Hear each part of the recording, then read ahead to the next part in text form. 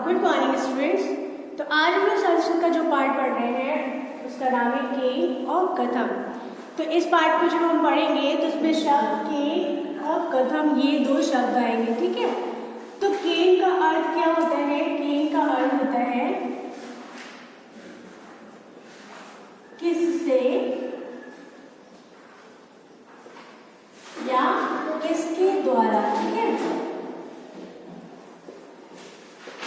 किसके द्वारा। और कथम शब्द जो है इसका अर्थ होता है कैसे।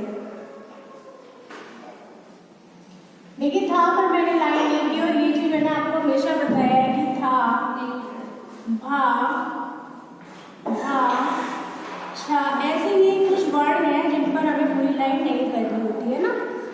तो देखिए आज जो पार्ट का नाम है केन कथम, इनका अर्थ आप जान लीजिए। इसके बाद मैं आपको शब्दार्थ बताऊंगी। जब हम इस पार्ट के अर्थ को जानेंगे तो कुछ शब्द आएंगे जिनका अर्थ आपको पता होना बहुत ज़रूरी है। जब आप उनके अर्थ को जान पाएंगे तभी आप पार्ट के अर्थ को भी अच्छी तरह समझ पाएंगे, है ना। तो चलिए इस पार्ट के पहले शब्दार्थ को देखते हैं, उसके बाद हम देखेंगे इस पार्ट के अर्थ को। तो चलिए पहले हम लोग देखते हैं शब्दार्थ। तो चलिए इस पार्ट के पहले शब्द अर्थ को देख लेते हैं। जैसे कि मैं हमेशा ही कहती हूँ कि क्या पार्ट को पढ़ने से पहले आपको शब्द के अर्थ पता होने अति आवश्यक है। जब आपको पार्ट में आए हुए शब्दों के अर्थ पता होंगे तभी आप पार्ट के अर्थ को अच्छी तरह से समझ पाएंगे, है ना। तो इस पार्ट के अर्थ को भी जानने से पहले हमको पहले क्या जान लेना चाहिए? शब्द के अर्थ को। तो चलिए शब्द अर्थ को देखते हैं। अब इसमें दे रखे हैं पहला शब्द केन, जो कि पार्ट के नाम में ही दे रखा था, है ना। केन का अर्थ होता है किससे या किसके द्वारा। कलमेन, कलमेन का अर्थ होता है कलम से। कंदुकेन, कंदुकेन का अर्थ होता है गेंद से। ध्यानेन, ध्यानेन का अर्थ होता है ध्यान से। नरा यानी मनुष्य, नरा का अर्थ क्या होता है? मनुष्य। विमानेन यानी वायुयान से, ठीक। संगणक यंत्रेण, जिसका अर्थ होता है कंप्यूटर द्वारा। नासिकिया का अर्थ होता है, नासिकया का अर्थ होता है नाक से।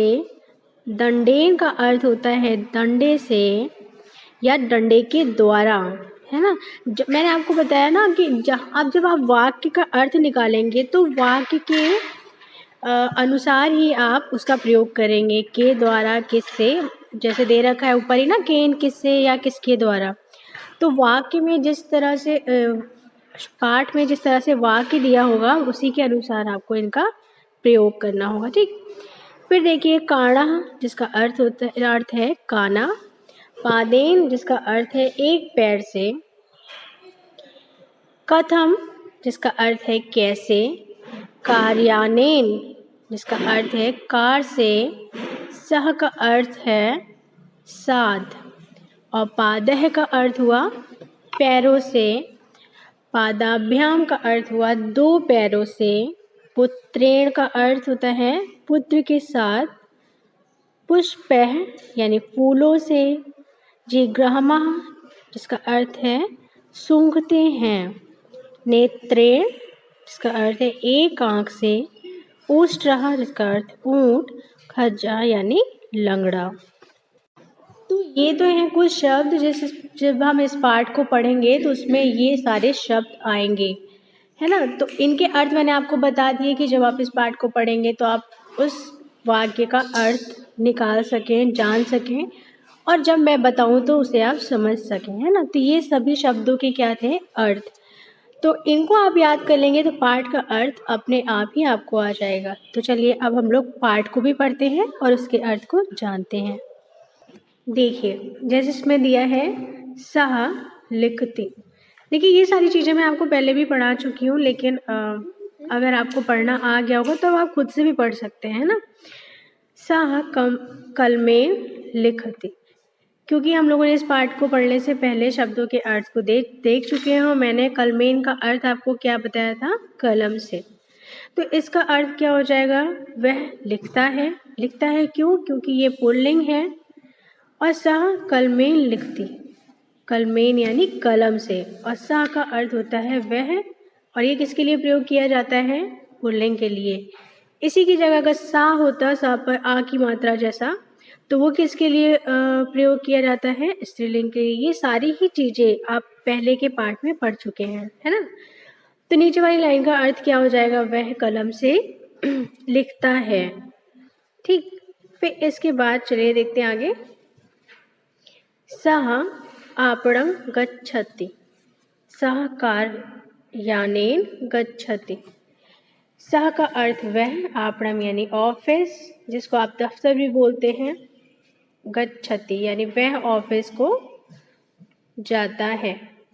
सः कार्यानेन गच्छति, सः यानी वह, कार्यानेन यानी कार से जाता है, वह कार से जाता है। और आपको ये ध्यान रखना है, सः और सा दोनों का ही अर्थ क्या होता है? वह, लेकिन सः का प्रयोग करते हैं पुल्लिंग के लिए और सा का प्रयोग करते हैं स्त्रीलिंग के लिए। सः यानी सा के बाद जो विसर्ग लगा होता है, ठीक है। ये सारी चीज़ें मैं आपको पहले के पार्ट में पढ़ा चुकी हूँ, तो इसलिए मैंने आपसे बोला था कि हम आगे पढ़ते जाएंगे तो आप पीछे का भूलना नहीं है आपको, है ना। फिर चलिए आगे देखते हैं अब इसके बाद क्या है। सः खेलति, सः कंदुकेन खेलति। अब देखिए, हम लोगों ने जब शब्द अर्थ पढ़े थे तो मैंने कंदुकेन का आपको अर्थ बताया था। क्या बताया था? गेंद से। तो सः खेलती का अर्थ हो जाएगा वह खेलता है।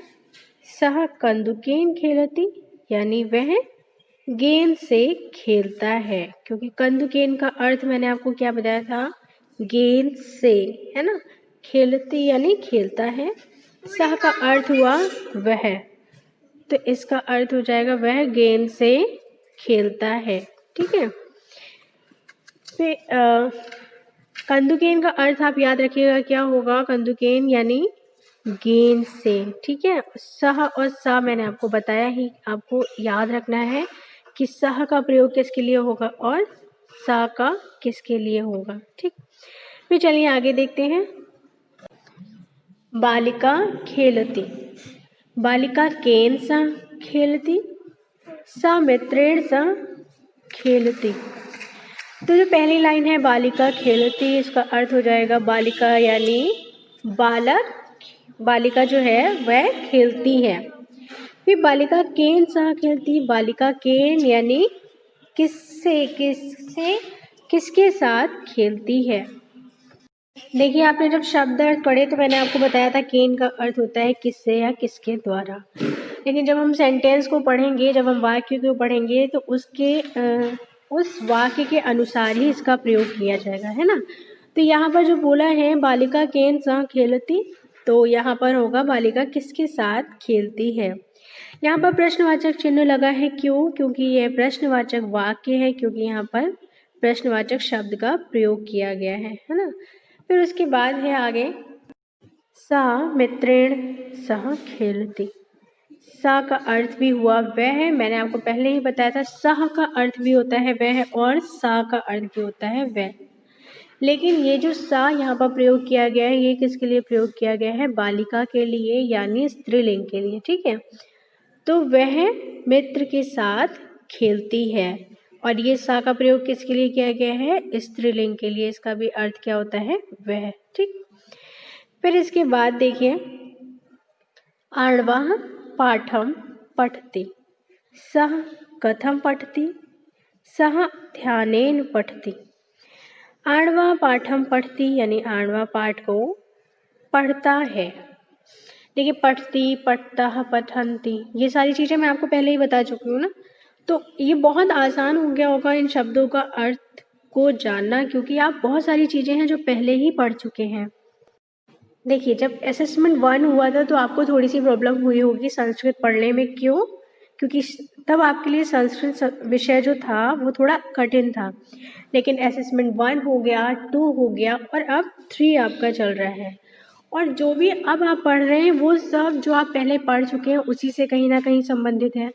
तो बहुत सारी चीज़ें हैं जो आप पहले ही पढ़ चुके हैं, अब आपको आ गई होंगी, है ना। तो अब आपको संस्कृत समझने में, पढ़ने में मुझे नहीं लगता कोई ख़ास दिक्कत होती होगी। हाँ, कुछ शब्द कठिन आते हैं जिनको मैं पहले ही बता देती हूँ आपको। उसके बाद पाठ को समझाते समय भी बताती रहती हूँ। और देखिए अभी हम लोग जो पढ़ रहे हैं तो बहुत सारी चीज़ें हैं जो आप पहले ही पढ़ चुके हैं, तो इसमें आपको अच्छा लग रहा होगा ना कि ये चीज़ तो आपको आता है ना? तो चलिए फिर आगे की लाइन देखते हैं। सह कथम पठति। कथम का अर्थ मैंने आपको बताया था क्या होता है, कैसे।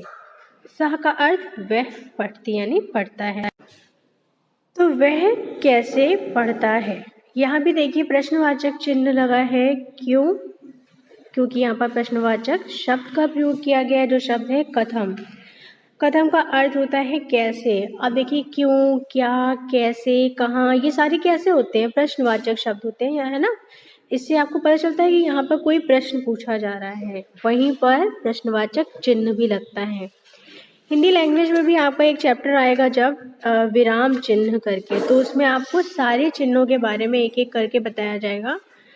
तो उसमें भी ये पूर्ण विराम और प्रश्नवाचक चिन्ह के बारे में आप विस्तार से जानेंगे, लेकिन पाठ को पढ़ाते समय मैं बीच बीच में आपको बताती चल रही हूँ ताकि आपको कुछ चीज़ें पहले से ही पता हो उस पाठ के आने से पहले, है ना। चलिए आगे वाली लाइन का अर्थ देखते हैं। सह ध्यानेन पठति। वह ध्यान से पढ़ता है। एक बार फिर से पूरा अर्थ देख लेते हैं। अर्णवः पाठम पठति। अर्णव पाठ को पढ़ता है। सह कथम पठति। वह कैसे पढ़ता है। सह ध्यानेन पठति। वह ध्यान से पढ़ता है। ध्यानेन का अर्थ क्या है यहाँ पर, ध्यान से। देखिए शब्द अर्थ में मैंने आपको ये शब्द बताया था, है ना, तो वही समय बस आपको शब्द के अर्थ याद रखने हैं, ठीक। फिर इसके बाद देखिए गजः पादः चलति, नरः पादभ्याम चलति। गजा यानी हाथी। हाथी को हम संस्कृत में क्या बोलते हैं, गजः। और यहाँ पर क्या जो शब्द प्रयोग किया गया है, क्या, पादः। इसका अर्थ होता है पैरों से। तो हाथी पैरों से चलता है। फिर इसके बाद क्या है, नेक्स्ट लाइन, नरः पादाभ्याम चलति। नरः यानी मनुष्य के लिए प्रयोग किया गया है ये। पादाभ्याम का अर्थ मैंने शब्दार्थ में आपको बताया था, दो पैरों से। चलती यानी चलता है, यानी जो मनुष्य है, जो मानव है, वो कैसे चलता है, दो पैरों से चलता है। मानव दो पैरों से चलता है। इसका अर्थ क्या हुआ, हाथी पैरों से चलता है और मानव दो पैरों से चलता है, ठीक है। फिर इसके बाद देखिए जनः विमानेन विदेशम गच्छन्ति। जनः यानी कि लोग, बहुत सारे लोगों के लिए प्रयोग किया जाता है ना जनः। विमानेन यानी विमान से, विदेशम यानी विदेश को, गच्छन्ति यानी जाते हैं। तो जनः विमानेन विदेशम गच्छन्ति का अर्थ क्या हो जाएगा, लोग विमान से विदेश को जाते हैं या विदेश में जाते हैं, ठीक। फिर इसके बाद है माता पुत्रेण सह भ्रमति। माता पुत्रेण सह, माता पुत्र के साथ, भ्रमति यानी घूमती हैं या भ्रमण करती हैं। तो इसका क्या अर्थ हो जाएगा, माता पुत्र के साथ भ्रमण करती हैं या घूमती हैं, ठीक है। फिर इसके बाद देखिए क्या है, इसके बाद है सीता रामेण सह वनम गच्छति।